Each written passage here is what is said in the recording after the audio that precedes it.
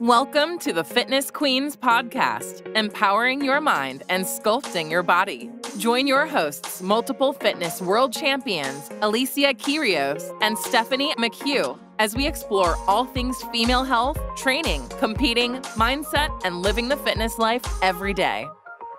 Hey everybody, we are so excited to be back. It's been quite the little hiatus. We've had a lot going. Oh my gosh, it's been too long. Too long. But if you haven't already noticed, the big news that I know both of us were sort of alluding to when we were coming into the recording, our brand new intro, our brand new fun little caricatures, and our rebrand on Instagram and our relevant social platforms. We have changed the feel, the vibe, and the flavor of our podcast, moving in a brand new direction, like both of us are on a personal level at the moment, which I think is going to be super exciting and for, all of you, going to entail some really cool stuff coming up. What about the new animated icons though? Oh my gosh, those little flexing queens. I mean, we're Fitness Queens. That is our new handle. That is our new rebrand. Welcome to our podcast where we're going to be talking everything about sculpting your body and empowering your mind, at the same time making sure that you're living your best self and always bettering yourself.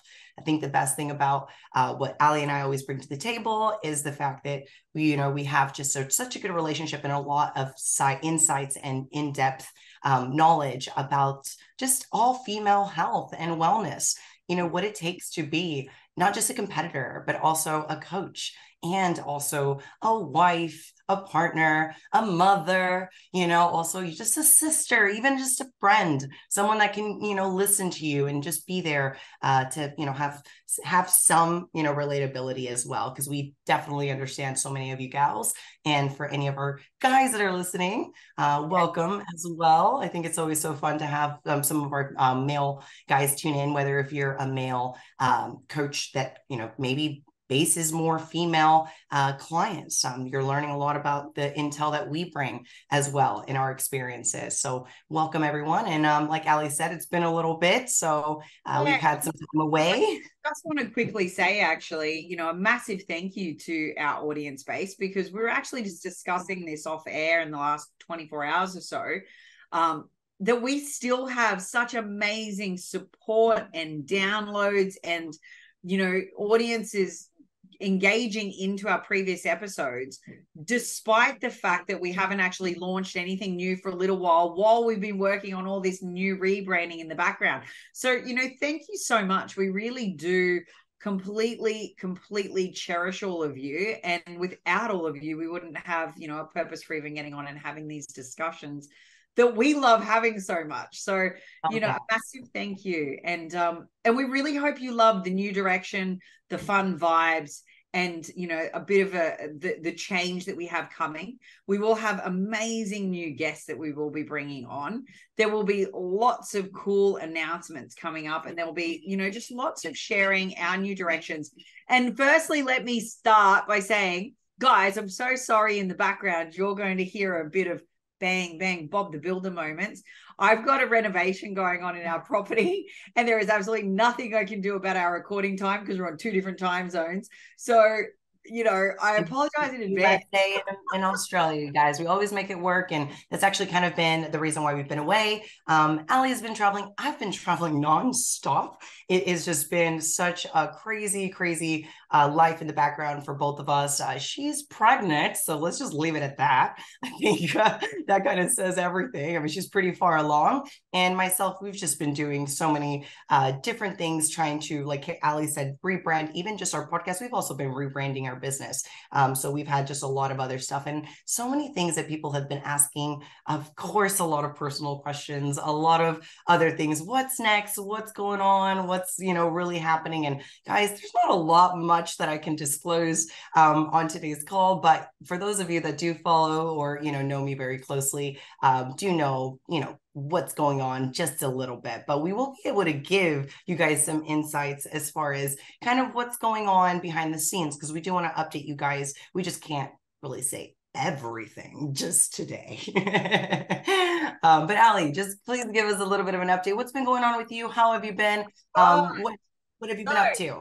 We have a delivery day, all organized, locked and loaded. Our little princess will be joining us at 3:30 p.m. on January 3rd, 2024.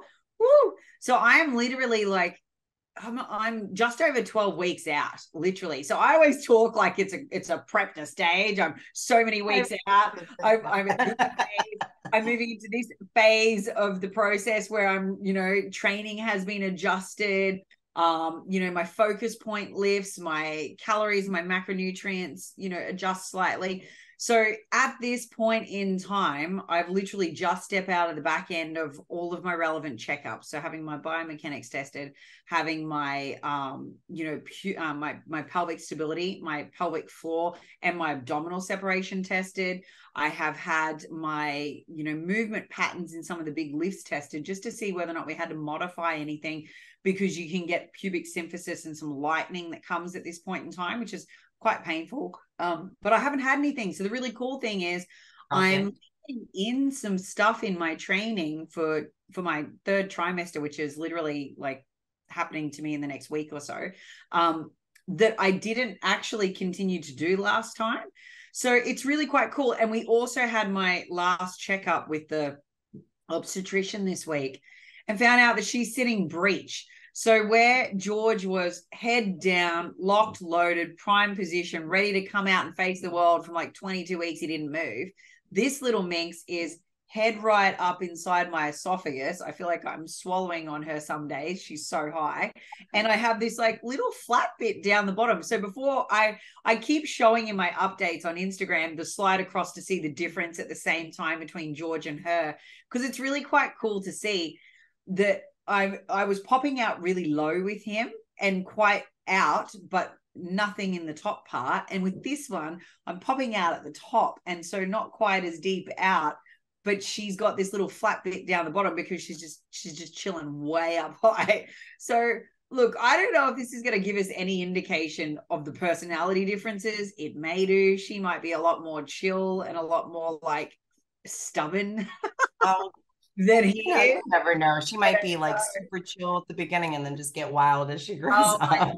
Right?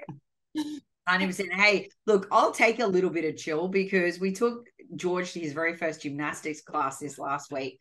And there was some really big highlighting moments for us about the things that look like we kind of know about him in the home environment. But when you get them in this social setting with lots of other kids around their same age or just a little bit younger, it was really interesting watching him in person comparative to these other kids. And it gave us like this really big confirmation, which we already suspected, but this was like a wow moment of this kid's got no chill, like fucking none. Like he is run on the go into everything. Go. Miles an hour, 24/7.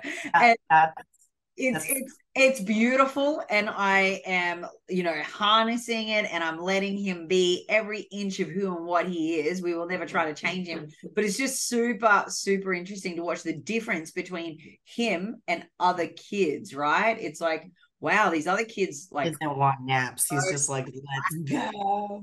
Yeah. He probably just goes balls to the wall until he just like can't know. To the wall lady until he actually hits the brick wall and passes out asleep, right? Like there is off button. He's like, it's normal for children, but I mean, who am I? I have no children, so I cannot speak there. It's a lot of fun, but you definitely have moments where you're like, whoa, I'm so exhausted in this pregnancy, because you're running around after that. It's like a cyclone. And it makes me giggle because that's what they used to tell me I was like as a kid. And hard to believe though, right? Like, I mean, where were they getting that from? He takes after Crystal's and you. And Christos is like that now. He's like, oh yeah, I was gonna say, can we take a moment? Christos is like nonstop. This guy, if I wake up and he's awake, there's something wrong. I'm in a different time zone, and I realize most of the time Christos is online. I'm like, dude, guy is literally awake That at moment. 2 a.m., 4 a.m. You know, it doesn't matter what a.m. it is. I'm like, he's up. He is just go, go, go. And but I knowing his personality, or anybody that knows this does too. I mean, he's just such a business mind and just always And he trying to just take care of never things. switches off. Goal driven. You know? Yeah. Which is It's a actually quality. It's a quality. I admire a lot of people that have that. I have one of my really, really good friends. He's just the same way. And I just feel like that's just one of his best qualities. This is like he just doesn't know how to turn off his brain and stop going. I actually, like, don't get me wrong, like I will go, go, go, but I know how to prioritize my sleep. We've talked about this multiple times on the podcast. Like sleep is a priority, and I will not tolerate any kind of drama or any type of, just things that are going to put my sleep out of control. And given I have times of the year that I clearly can't control how much sleep I'm getting, and it's like 4 to 6, and I then appreciate my sleep even further because I know that how do people live like this? Like they literally are living like this for months on end, years on end, and I'm just here dealing with it like a week or two, and I'm like, I'm miserable. Like this is horrible. So no, I will definitely shut myself off, and which is actually kind of why you've seen me disappear, guys. I turn into a little bit of a hermit. I really go into more of a, just get away from everything that's causing the stress. Become a internal reflector. So if we're looking at like hardcore, correct, like the processing component for you and the way you process through situations is actually to remove yourself and then go internal, and you literally work to assess mine. Yeah. Absolutely. And that's the best way to put it, Ali, like layers, because each like layer I was kind of working through, it was taking me time, and I was very unclear with what move I wanted to do or what I was going to, do next. And there's just so much chitter chatter. And I think this is for anyone that's listening to this and you may have any type of drama in your life.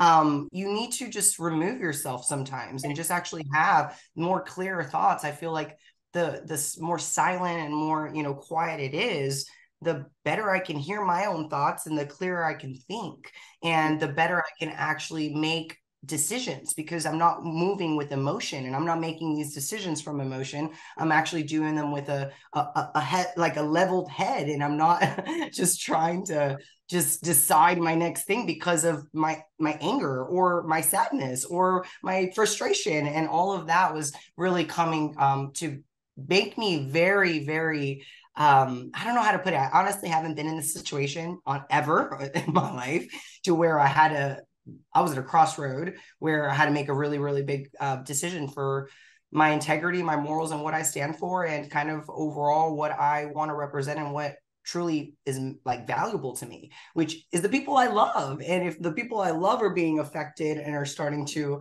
hurt, it hurts me.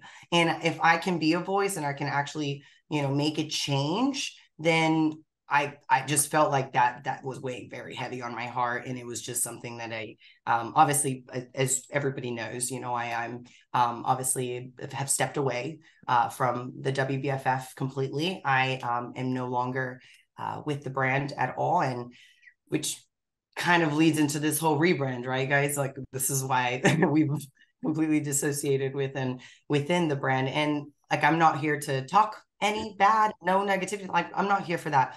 I have my reasons. I have my personal pains that I had to go through, that I had to work with, and I'm still working through, but it's a very clear decision of where I had to make, and I stand by it. And I do want to thank and appreciate so many people, because I don't want to get emotional here. I don't. I already went through all of that crap. I just want to thank everyone for just being there and the just support that I was shown, and gosh, the utter respect that I felt from so many individuals. And that I think was my biggest takeaway, is that the community that we have and the clients, the love, the friendships, all of that is just so much more important than any title, any type of just power, or just any of this that people just get so involved in. They get caught up and they get so blinded by. And Oh God, guys, like this is actually another segue and reason why we want to talk about, how so many bad things can happen to a good thing. Like there's so much good that comes, bad comes out of the good, because there was good there. Like, and that's the thing. It's like, Alec, I'm sure you relate. Like we were there for a reason. Like my mission has always been different. It's to better myself, to improve my life, to continue having goals and to strive and to continue knowing that I have something to work for. And that was a platform that I definitely felt was there for that. And along the way, things got skewed and things got lost. And it wasn't the way whenever I first started. And I just kept my faith, right, that things were just going to change or things were going to get better, and it only got worse. So there's just, I don't know that. about you, but for me, it always felt like COVID was the turning point. Like there was a turning point there, that's for sure. There was probably cracks a little prior to that, but COVID for me was just like, wow, this is a very different animal. This is a different vibe, a different everything, So for me, that's what I felt. So I don't know if that was like what you would have, agreed. I think it was a turning point. Yeah, I agree. I think there was like a turning point there for a lot of the companies but across the globe, right? Like so many companies were affected, but that still has, actually, you're right though, Ali, because that's kind of when we could just call it greed, right? Like we could just say greed because that's a good term in general. I think just the whole blueprint and focus for how to perhaps survive and channel through that really just became very muddied water, and we just saw a complete change in culture and a complete change in vibe, and just behaviors. Behaviors are behaviors change. Let's talk about real quick. Toxic environments. The thing is, whenever we're already in a place where there could be toxicity, because it's just inevitable, there's going to be people, they're competitive, like they're just trying to be, like extra and, bring that animosity. But that really wasn't the case. The reason why I truly actually stayed and loved my first experience was because it was like a family experience. It was so much fun. I felt like the friendships that I've made along the way, and this still stands, like I mean it, like anybody that I've met or I've ever seen in person or met you in person, I really appreciate and value that. Like I take that away with all my heart. And I think that because of the friendships, I stayed very long, and I just loved the events because of the people I was around. And that was really my biggest win every weekend. It wasn't ever the champions that might have won on my team or that were just winning or anything. It was nothing of that. It was really the people that I got to make friends with, and I got to experience moments with, and cherish them. Like you, Ali, I met you backstage. I'll never forget, us meeting back. We wouldn't have this podcast if Ali and I wouldn't have connected and hit it off, and have such a good friend. Rice cups with jam and Reese's Pieces in LA. That's where it all started. LA 2017. That's where it all started. And what can I say? Like Ali, like it came from a competitive standpoint too. Like even though you came from Australia, we had Korea, we had, US, we had, Canada, we had UK, we had Brazil, we had, South Africa. We had so many countries competing, and there was just this bigger, size. It was just beautiful. Absolutely. Yeah. Good camaraderie. It didn't feel toxic. Even though we're all competing against each other, it just didn't like that. Even though I understand there has been a lot of voiced up, maybe angry pros that from the past are like, oh, this has been happening for a long time. I'm like, but maybe that just was the way the perspective was also seen, right? Like it's just also how you take away a show. We've talked about this multiple times on our podcast. It's like, what are you here for? Like, what are you doing competitions, for? In the end of the day, it's like for yourself. It's nothing else. And yes, we've always known about, it being expensive. Absolutely. That was something that was part of the difference. Like that was that was clear. So we're definitely never complaining about that, but it was just more on how it became different along the way and how it got lost with its mission, and overall how it got, kind of butchered, like Ali said. I think also core thing is how certain situations arose where people were behaving in a way that was, not in line with a family value. And I think that's probably the key thing for me, where I started to be like, oh, wow, okay, this is not at all like we remember it or how it, was.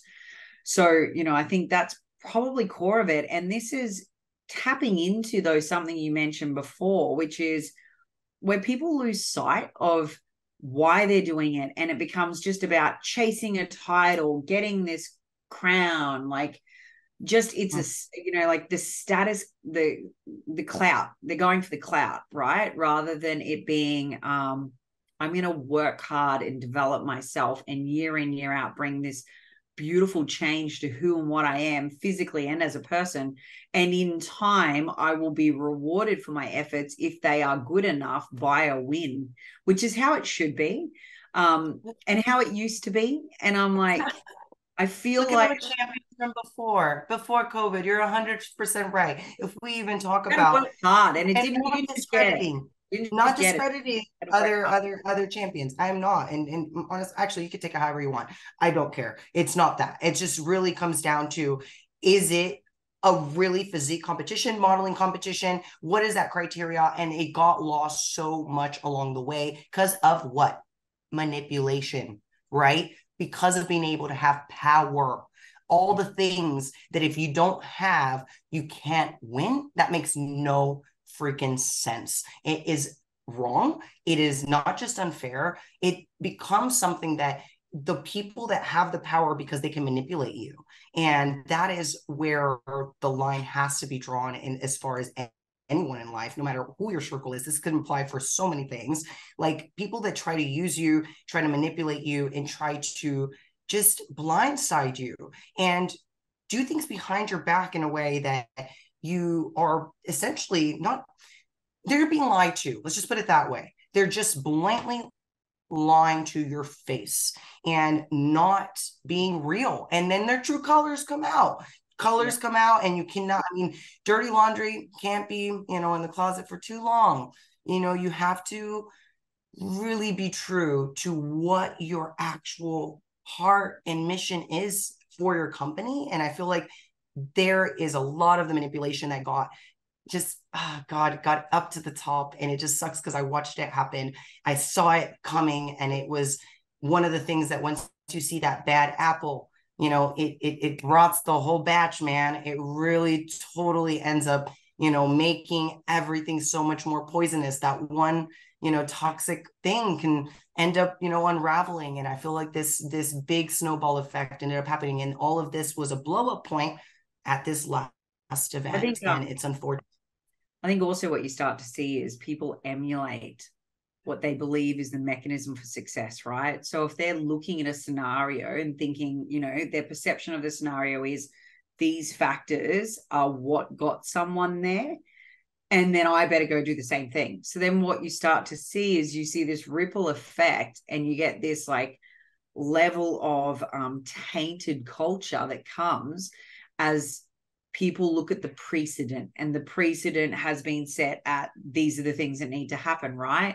And then it just starts escalating and snowballing into, something so much bigger and so much away from the actual blueprint and foundation for what you need to do to be a winner on that stage on the day. It's just, that's kind of the way that I view it and have taken it, is that it just became this massive snowball of absolutely. Like the beginnings of bad behavior that then just gets extrapolated out and rolled with, right?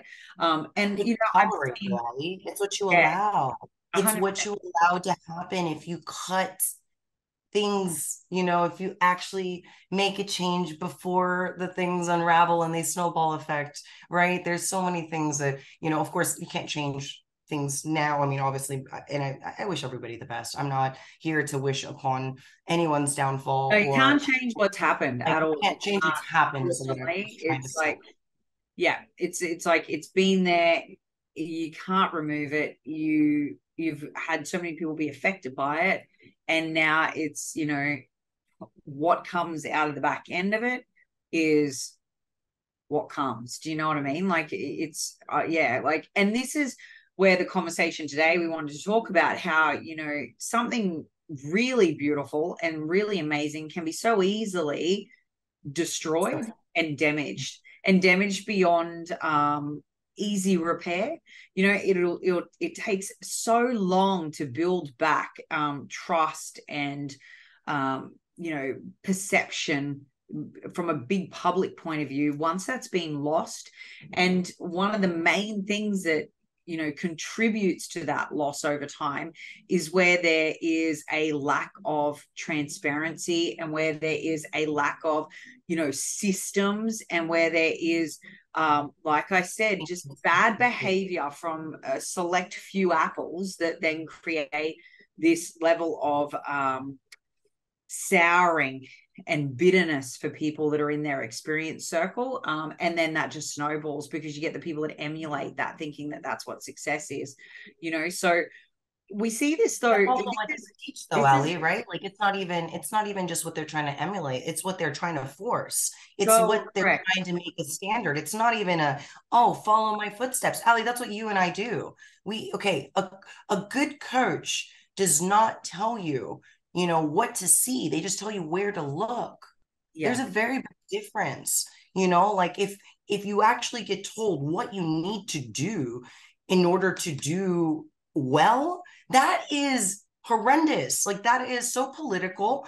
That is literally the what is determination of what is going to be. I'm going to get to the top no matter what it takes, right? Like that is kind of like that attitude. And let me tell you, I've been told that by so many people, even leading into, you know, the last few years, like, don't worry, I'm going to get what I want because I know so-and-so. It's like, what? Like, this should never be of who you know, who your designer is, who your coach is, who you did. It should be ultimately what happened on that day, how you showed it, how you looked the day of, not the day before, not a week before, not a month after, or whatever you had to do to achieve to get to the stage. Like it does not make it fit, not just fair, guys. Like this is literally just a standard that should be pretty much 100% like a no-brainer, number one, and should be a standard across the board for everyone. Like it should just be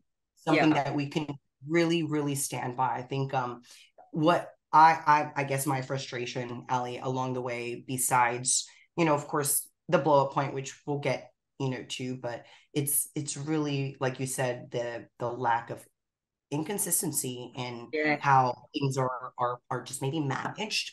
I mean, we both run businesses. Like this is just the organizational skills, from the communication, right? From all the things that, I mean, support and all of that we give and we prioritize so much for even our team, you know, and we do that day in, day out. We understand the value of being there, of, you know, of course, communicating, of taking, you know, feedback, good criticism, like constructive. But also even having a floor that invites feedback, you know, that's probably a major point to put across here, is that feedback is only really given where a space feels, you know, like it's conducive to give it. Do you know what I mean?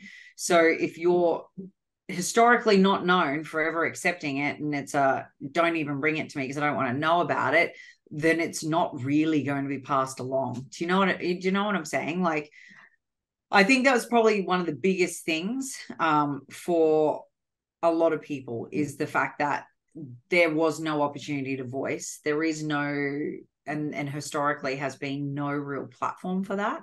And nor did you feel safe in doing so, because if you did, you know, God forbid, you were punished. Yeah. Or so yeah, go ahead. This is the sort of stuff that, you know, long term can bring things undone, right?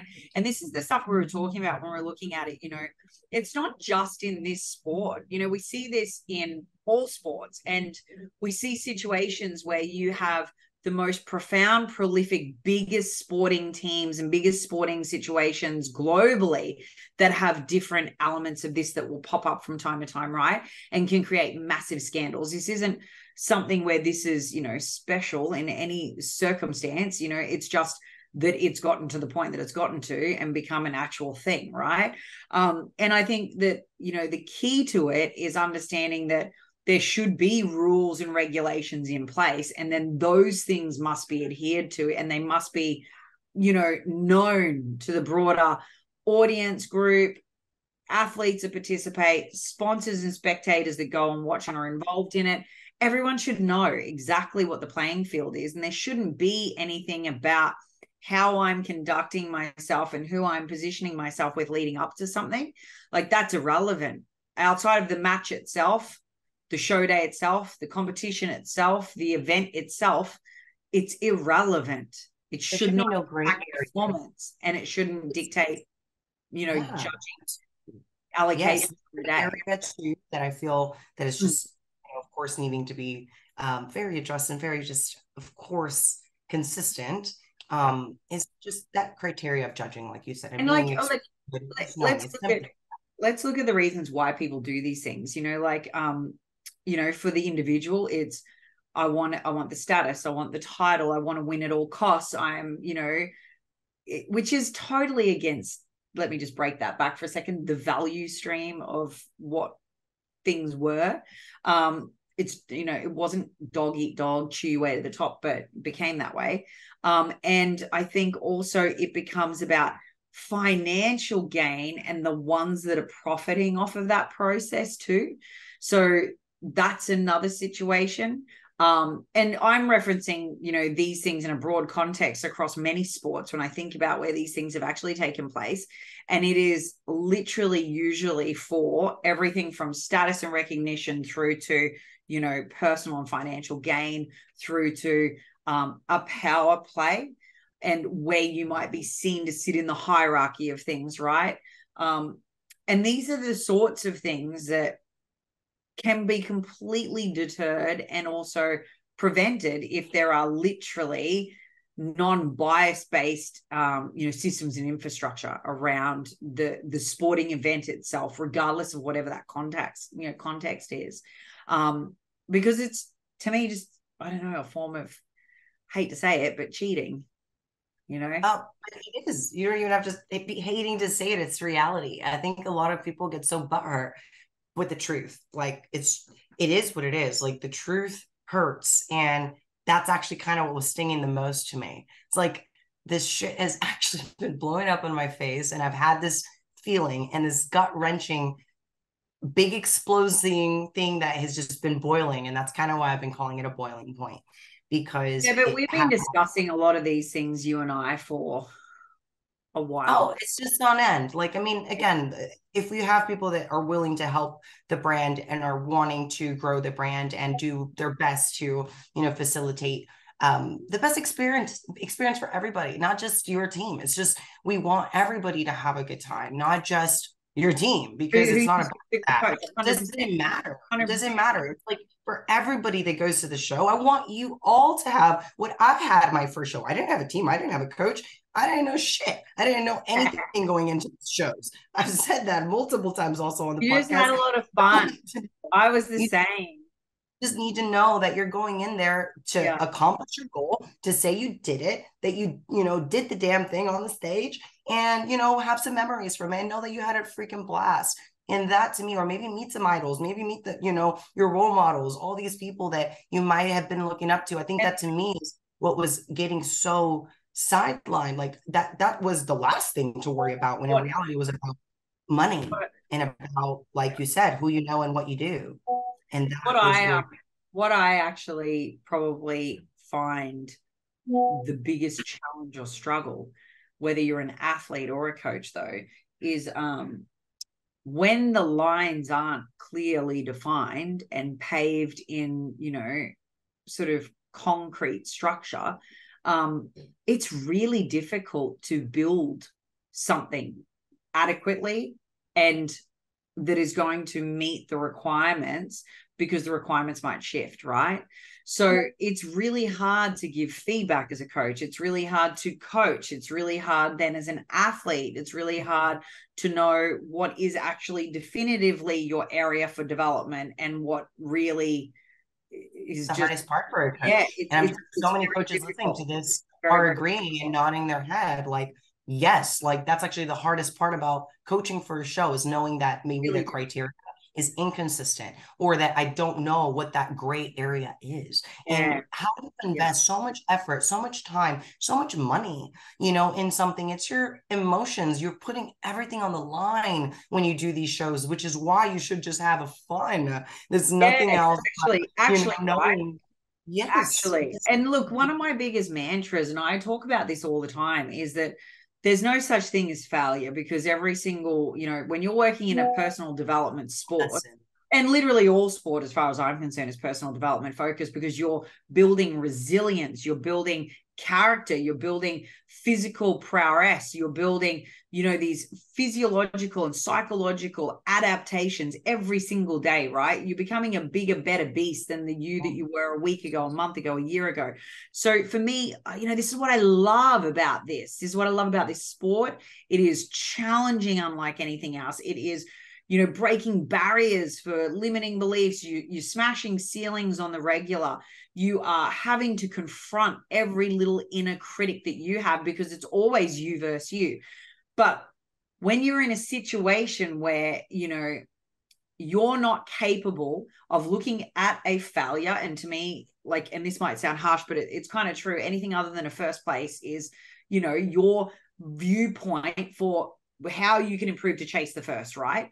So if, however, there is nothing definitively clear, then how do you take that opportunity for growth from the failing to find first to be able to come back and get a first?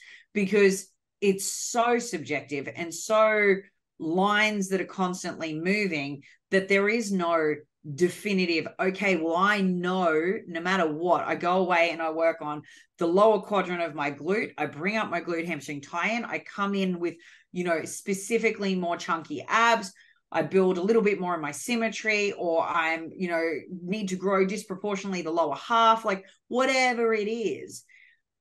If you go away and you work on what should be the thing, then come back and still failed to see any improvements in ranking, even though you probably technically should, how long are you going to keep doing that for before you go, fuck this shit? You know what I mean? Right. And you lose your passion for it.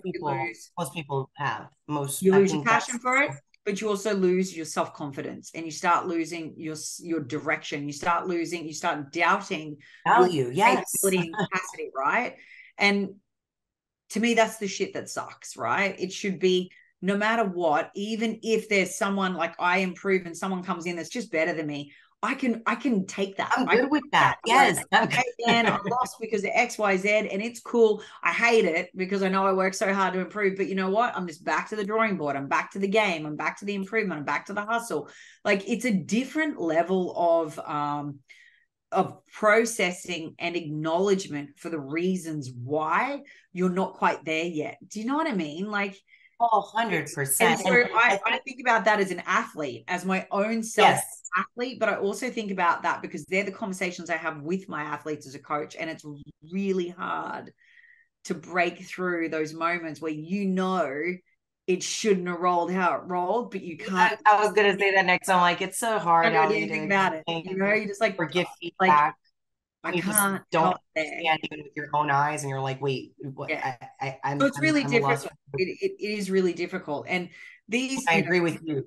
Yeah, these again are the same things that happen, and there's a reason that because we're giving people a benchmark for the things they need to, you know, achieve in order to be at the top of a specific sport, field, category, criteria, whatever it is, across the board in any sporting event.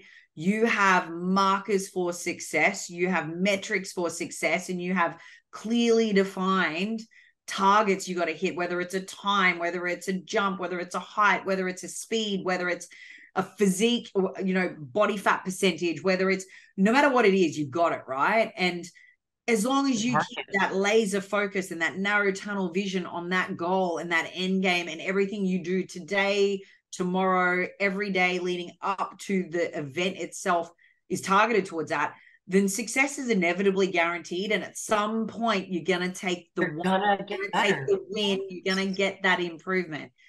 It takes time, but you know that the strategy and the protocols you're following through with are going to get you there. And I agree with you on so many levels there about the physique and, you know, just the criteria in general of what to expect and what each sport brings, because this is across the board for so many all sports. Like as an athlete, like you want to have things broken down. Like, oh my God, I mean, especially anybody that's listening, it's been in prep. You know, if you don't have a checklist and you don't have things that you can refer back to, you are just lost. Like you're just like, I don't even know what I'm doing. I don't even know where I'm like supposed to be today, go or what. So it's very important to also have these small things written down for us to always refer back to. And it's very difficult, you know, not just as a coach, but as an athlete to get motivated, even in the gym, if you don't even know what you're striving for, or if you physically not gaining, you know, some strides, making improvements, and, you know, obviously having the aesthetic goals to work along the way. Because I mean, I'm sure most of our listeners here are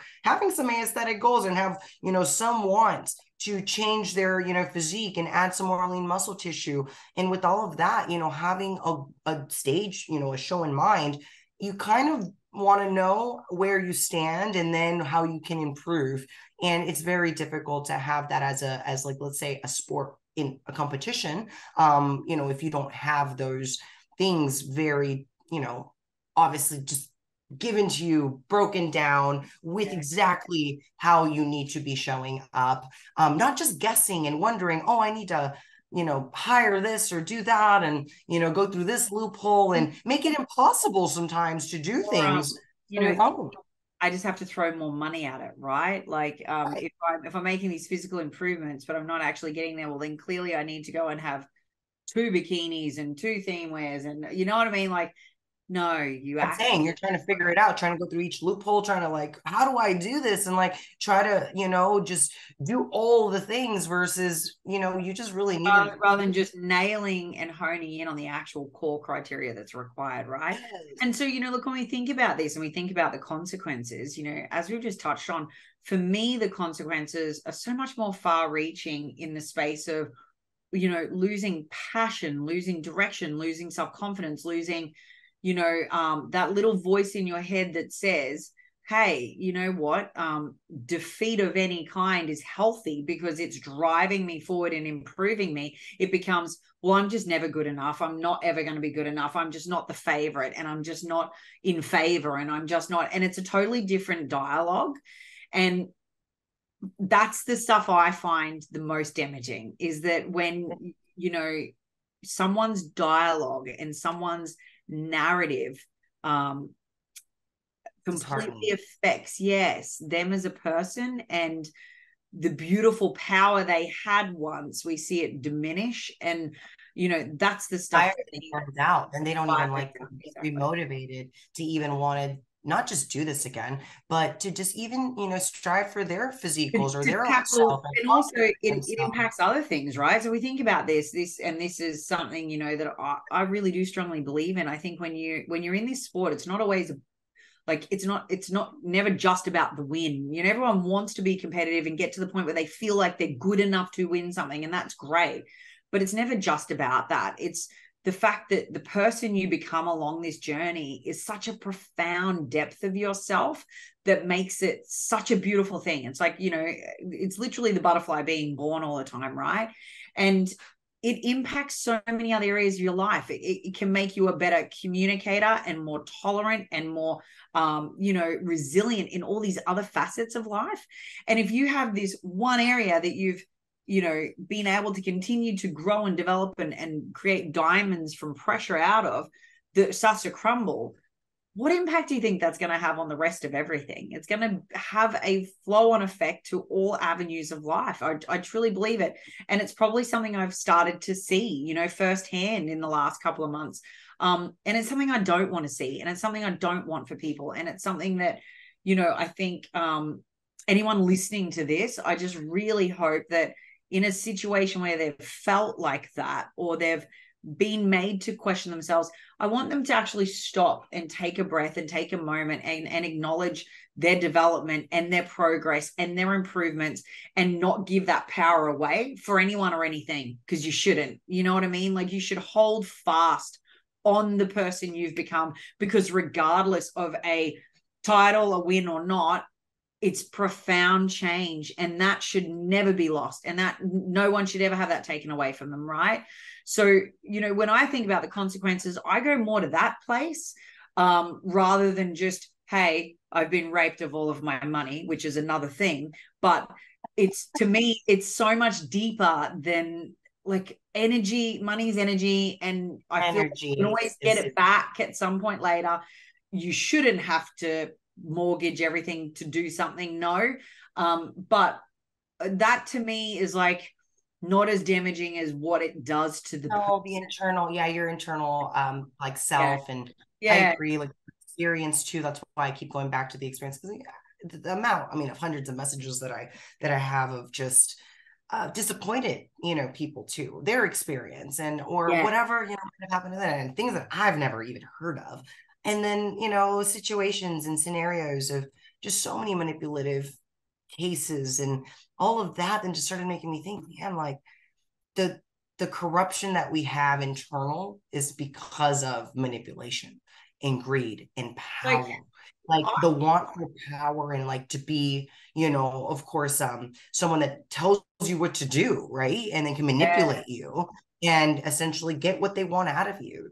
And I think that's where we all have to be extremely careful, every person, from all aspects in life, like people that try to manipulate you, that try to convince you to do things, or try to tell you this is the only way things can be done, you know, or this is the only way, like this is the only way through, right? Or you won't, you've got to do this to get that. And like that is just a tactic of manipulation that, I mean, obviously the oldest one in the book of like, you know, do this for me and I give you that. But it's just, it's not, I mean, morals, number one. Number two, you're better than that. Number three, you're actually someone that you probably already ran away from feeling that way. If you're maybe listening, you did one of the shows and you're like, you know what, I'm out. I totally felt all those vibes and can't do this. And you might have been someone that was maybe not ever involved with any of that. You never felt any of that. You just had a good time. It could, I mean, honestly, it's kind of feel like I'm talking about myself at the beginning. Like I had no clue anything was going on. That was 100% me. Like I never had anything but a great time. I never had, you know, shitty experiences. That's different though, Ellie, because people point in time until people were different then. I feel like people were really different then. I feel like the old, you know, generation. So you can see when we're talking about consequences, you can see the change. You can see you can see the turning of the tide. You can see where, you know, stuff shifted, and you feel it. You feel it in yourself and in your own personal experiences. You feel it through the experiences of others. Yeah, if it doesn't feel right, guys, I mean, you just know. If you feel it in your gut, you just know something is not sitting right. Just go with your gut. Like your gut's most likely right. And yes, like I think that's where, if we do maybe not lead just with emotion, again, I really very believer, like you've got to still be very level-headed, but you've got to listen to your gut. You got to listen to those feelings, and you got to listen to, was that toxic, or was that, you know, them trying to use me, or was that them trying to make me do something, or was that, you know, manipulation? Like don't get me wrong, I think that in, you know, every sport and every team and every environment and every culture, there's the cultural norms, and there's certainly, you know, the conduct and the presentation regulations for branding that is all important. And I believe that, you know, one should 100% represent that. But then I think, you know, anything beyond that is just, I don't know, ludicrous, I don't think should be asked of people. Do you know what I mean? Like, and I think anywhere where you feel pressure to be above and beyond something that is the basic requirements for something, that's probably a sign, and that's probably a thing, you know. And like for me personally, I think about over the years where I haven't been able to represent socially everything that my business does, because I haven't been able to, because it's been in conflict. But realistically, that shouldn't exist, and that shouldn't be a problem. And I should be able to highlight all the endeavors from my many athletes that are, you know, taking all over stages, participating in many things, right? And I should never have had to isolate myself to any one thing. And I will never do that again. That has been my biggest lesson. We've had many discussions about this inside of my team, and I'm like, never again for anything, for anyone will I ever downplay what I do, because what I do is so much more expansive than one tiny vehicle. So we won't do that, and that will never be a thing for me again. But that's probably also like another indicator of lesson, though. It's a big lesson, I think, for everyone here that's still here listening this far and that's still interested in what we're saying here, is, you know, we really are learning through all this. We're not fingers. We are not trying to, you know, blame or say. We are giving our thoughts, our experiences, and we're just, you know, putting out, of course, what we've seen. I mean, we've seen how manipulation and politics can destroy the integrity of a sport. Like, we've witnessed it firsthand. So it's just something that we just, you know, of course, are very passionate of. You know what I think it gives us? What we do. You know what I think it gives us, though? It gives us perspective and reflection points where you can actually make improvements inside of not only your own vehicle and your own business structure, but improvements in the industry or the sport you're in as a whole moving forward, by refusing to participate in anything that is limiting, confining, ceiling based, anything that is not completely rock solid, completely set in stone, completely clear, completely transparent.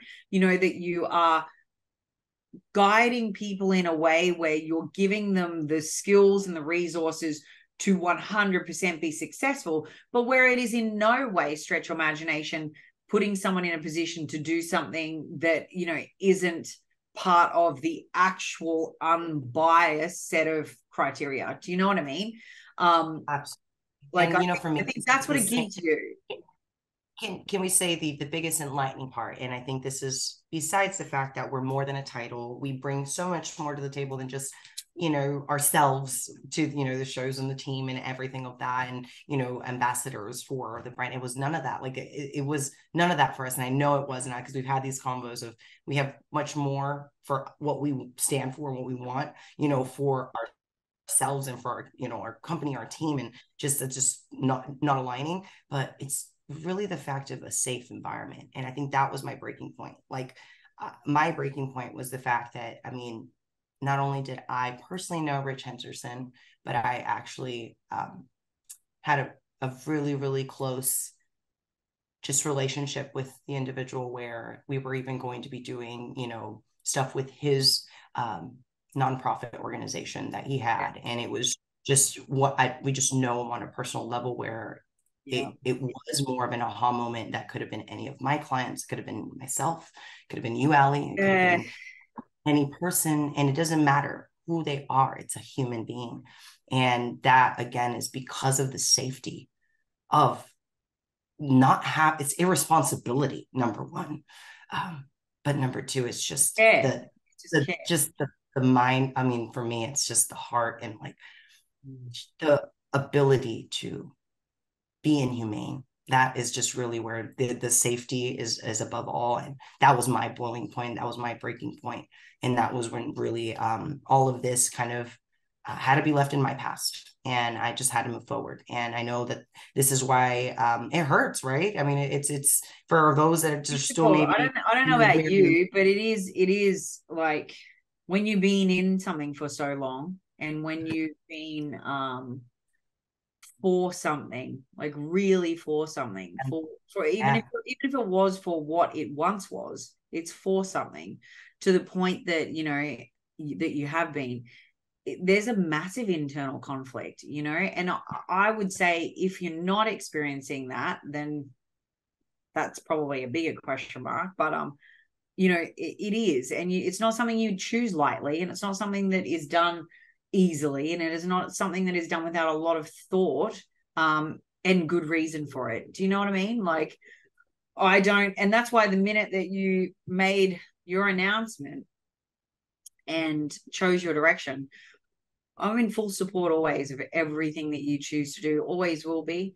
You know, you're one of my ride or dies and one of my number ones, and I would always be behind you. And no one could ever say a bad word about you, whether you're walking a straight line or a very crooked one. I would still support your journey, right? And to me, there is no chance that someone like you makes that decision lightly.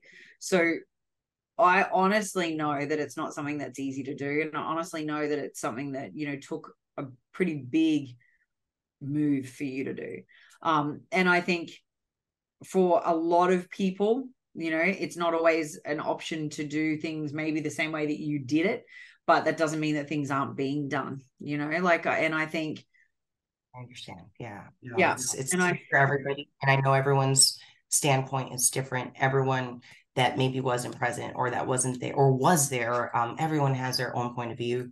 Everyone has the right to their own opinion. And I think that the biggest thing is me wanting to be safe and me wanting to take care of my team and really having, you know, alignment with the brand that, like you said, we've been aligned with so long, and that's why it was painful. And but beyond that, it's more on a brighter future, just knowing that 100%. things happen for a reason. And I still don't know what this lesson is. I still don't know what's to come. I don't really have all the answers, but I do know there's a bigger and better future. I do know that. What though? I do think it gives you the opportunity to, which is, you know, similar to my own situation in the sense where you actually now show the diversity and scope to what your practice is. It's not just one pony, you know, a one pony show. It's not just one dimension. And I think this is awesome for you. And I know it's been so freeing for me to just be able to go, well, yeah. And for the last year, we've been prepping and we've been preparing all these different events and all these different things, because people were literally jumping into these big things that they were doing, but I had just never showcased any of it. So it's really cool now for me to be able to show my entire team that same level of promotion and support publicly, even though they get so much of it, you know, where it matters most, which is in the individual one-to-one, you know, and inside our community. But it's now cool to be able to go, hey, you know, fuck yeah, go you on you, on all these other areas. And you know, that's just a really beautiful thing. So I think they're the learnings for us. For you. Yeah. And I think that's the learnings for both of us, is going, hey, I no longer need the world to believe this is all I am, because there's actually so many other areas. Exactly. That's where I feel I've been really stepping into. I've really had a big challenge the last couple months with, I guess, showing up, because I've had a lot of emotional days, and it's just kind of like, well, then I get triggered, and it's like, oh, then I hear or see or freaking, told something, and I just get into that bad mood again. And I'm like, yeah, I've got to step away. I got to, you know, get myself away from what's causing that extra stress. And that's the reason why I've actually kind of been a little bit more silent, specifically for those reasons. But you guys do family time. You've done more. And that's all I've been doing though. Like, so y'all know my update. I didn't really give y'all. I've been spending a lot of family time. So been actually spending time with some of Carrie's family. Went up to Montana, did lots of hikes. Spent some time with my family here in Texas. We actually went down to the hill country. We spent some time there in Central Texas, and came back up. And I'm actually like getting my mom ready to go back to El Salvador. My dad is currently there, so I've got to really, really make sure I get as much time as possible with my mother. Still trying to, you know, prioritize who matters most in my life, and the people that, you know, I want to spend my time with. And it's, and you know, unfortunately not social media. That's what I was just going to say to you. I don't know about you, but what I also take away from all of this is, and I often talk about this with my team anyway, is you better have something more than just this, just this journey, just this one moment, just this one stage, this one event. What actually is the bigger whys in your life? Because without them, when something does go sideways or wrong, you're defined by something that shouldn't be the primary event in your life, right? It should be an element, a progress point, a development zone. It should be, a challenge or an accomplishment, but it shouldn't be your everything. And, what I've noticed most is when you have this profound level of connection to something so much more in your life, you don't get as completely perturbed and affected and derailed by a situation like what we've all gone through, or at least it gives a perspective. I'll be really honest. My family and having George and having Christos and having, the little lady coming, man, it just makes me every day go, who the fuck cares? Do you know what I mean? Like on the scale of it, who the fuck cares? Because these humans and these things that matter the absolute world to me, and my really good friends, they're pinnacle. They're the number one. That's what comes first above everything else. And it just makes me go, who cares? Who cares about a crown? Who cares about a title? Who cares about any of that crap? Honestly. If you get it, great, and it's well earned and well deserved, and you've worked hard to get it, and it's definitely something that I will make an aim for again at some point in the future. But I'm no longer driven by entirely that. I could take it or leave it. I am 100% grounded by something so much more. And everything else that I achieve in life is just a beautiful accomplishment, but it is not the fiber and the only fiber in me, and I think that's probably another big take home, another big lesson. And I know you felt that, and I know it's given you time to connect back in and go, far out, for the sake of this over here, which hasn't really served me. I haven't been serving the ones I've loved as much as I could be. And so it's really nice to go, I'm giving my love and I'm giving my energy, and I'm remembering what's important in my life, and I'm focusing there and filling my cup up properly. So that then when all the other good stuff starts to flow, which it will, and it's coming in the other direction of life, I'm going to be so full, I'm overflowing. You know what I mean? It's such a different space to sit in. And that's probably how I've been feeling and sitting for about 6 to 8 weeks now.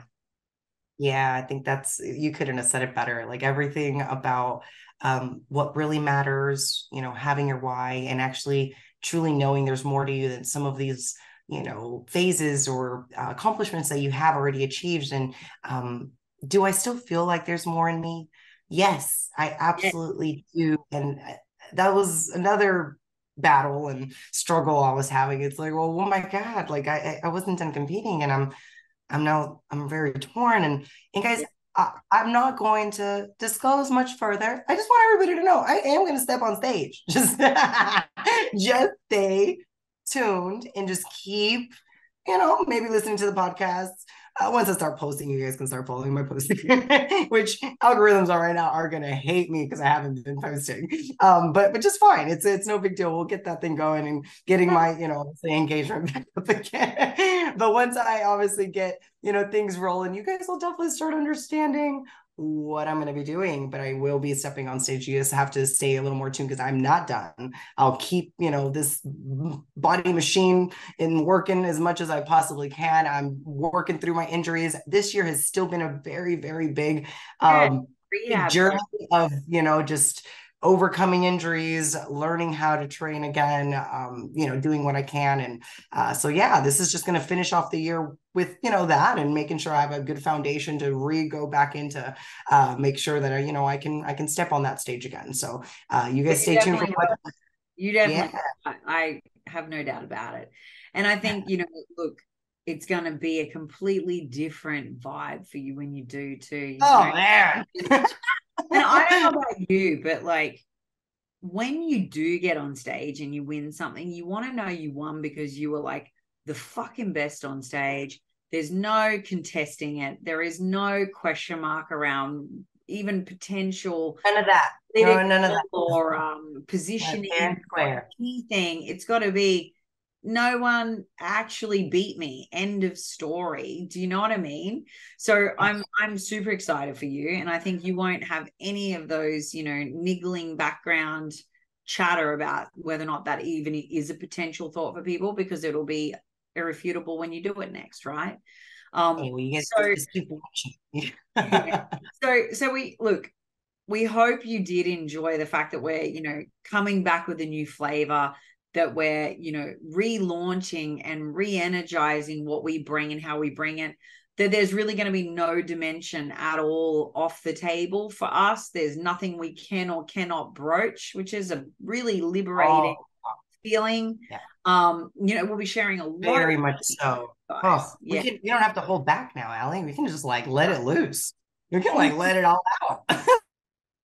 And look, I love it. We'll probably be able to do that even more so in the future, you know, which will be exciting. But, you know, at this point, it's just, we just wanted to raise a little bit of awareness that if you're feeling certain things and if it looks a certain way, then maybe it's time to question something for yourself, and just tap back into. And I think the biggest story is to have a connection point and a why that is about a lot more than just one event, one process, one journey. You know, don't limit your life or yourself to that, because it really should be about so much more, so that, you know, it doesn't completely derail everything about you if what this one thing comes off the table, you know.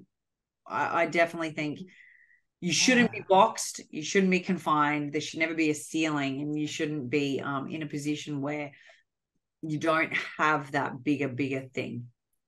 Yeah, you should always be striving for growth, you know, making sure that you're in the right environment, that you feel supported, that you actually have the right tools, right? All these things have to be met. And if you feel like you're just not having them and you're just not in the right position, or in the right environment, or in the right, you know, let's say support system, then you've got some things to maybe reconsider and, you know, evaluate and just dissect a little further and listen to that gut feeling. If you know something is up, you know something's wrong, whether if that be, you know, within your protocols, within your organization, your own sport. This could be applying for so many things, your own circle of family and friends. Like there's just so many things that we do have to cut out. We've talked about that. You guys can always refer back to, you know, there's toxic relationships and all those things that we got to cut out of our lives that we have in a previous episode. But, you know, we really are excited to be back. We're happy to give you guys a little quick update. Not really quick as much as a little dragged out here, but now you guys know what's up with us. And now you guys know what's going on, and we will be back on regular recordings and getting you guys back some good educational information. So if there's any topics that you guys are wanting to listen more of, or maybe just curious, get some questions, I'm actually going to be doing like a little Q&A, so you guys can give us a little bit of insight, since we have been away a little bit, to see what you guys are wanting on this new little go around that we've got going on. And thank you guys for listening. And Ali, it's so good to see you. Always good to see you, babe. And one last final little for everyone is I actually get to see this gorgeous face in person soon. She's coming down under for my baby shower in a matter of weeks. The surprise is out. Okay, guys, the surprise is out. I am actually coming to Australia. So all my Aussie listeners here that are going to be seeing her. The Gold Coast show. If you come out to the Gold Coast show, I will be seeing you guys in person too. I'm so excited to see you, Ali, as well. And now the secret's out. I'm coming to Australia, baby. So I look forward to it. I cannot wait to see you. I get to see a kangaroo. I'm looking forward to that. I am. I'm not kidding. You'll definitely see koalas at the moment around my joint. They're everywhere. So, which is pretty cool. But roos you would definitely see if you were coming down to Canberra, but we're not going that far this trip. But I just can't wait. I can't wait to see you. Can't wait to give you a big hug. It's gonna be so nice to catch up post all of the you know, drama, and just to spend some quality time. This is what it's about. This is the stuff. The friendships and the family that you build that matter the most about this kind of journey. So, you know, as I talked about with your bigger why, it's this shit. Yeah, These this is plastic exactly people. what this is. This is why we are doing what we do, is because of the community, the actual friendships, the family we've created. And I love you, Albie. Thank you. I love you guys. Wait, And babe. I'm so excited to be able to see you guys soon. And anyone listening, if you are in Australia, I mean, my Are you going to see her? She'll be at the show. you're going to see me if you come. I look forward to it. Thank you, everyone, once again. Right, guys. Lots of love. Take care. See you next time.